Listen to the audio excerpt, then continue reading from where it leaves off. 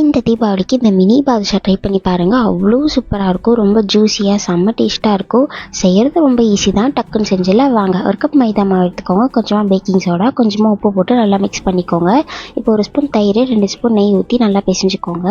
இந்த மாதிரி பிசைஞ்சால் கட்டியாக இருக்கணும், உதுத்தா தூளாக போகணும். அப்புறம் தண்ணி ஊற்றி கொஞ்சம் சாஃப்டாக பிசைஞ்சிக்கலாம். நம்ம லேயராக வரணும். அதுக்கப்புறம் ஒரு அரை மணி நேரம் தட்டை போட்டு மூடிக்கலாம். இப்போ வந்துட்டு பாகு காய்ச்சிக்கலாம். அதுக்கு எடுத்து மைதா மாவு கப்லேயே பாதி கப் சக்கரை போட்டு கொஞ்சமாக தண்ணி ஊற்றி ஒரு 10 நிமிஷம் கொதிக்கிட்டோம்.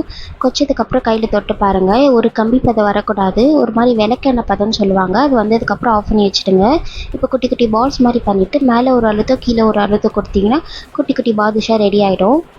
இப்போ எண்ணெய் வச்சுட்டு, எண்ணெய் வந்து ரொம்ப காயக்கூடாது, ஏன்னா இந்த மாதிரி பாதுஷா போட்டால் கீழே தான் இருக்கணும், மேலே வரக்கூடாது.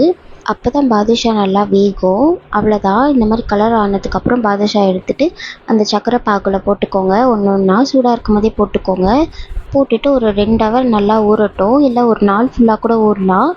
ஊறிட்டு வந்ததுக்கப்புறம் எடுத்து சாப்பிட்டிங்கன்னா அவ்வளோ சூப்பராக இருக்கும். இந்த பாதுஷா செம்ம ஜூஸியாக செம்மையாக இருக்கும். கண்டிப்பாக ட்ரை பண்ணி பாருங்கள். தேங்க்யூ ஃபார் வாட்சிங்.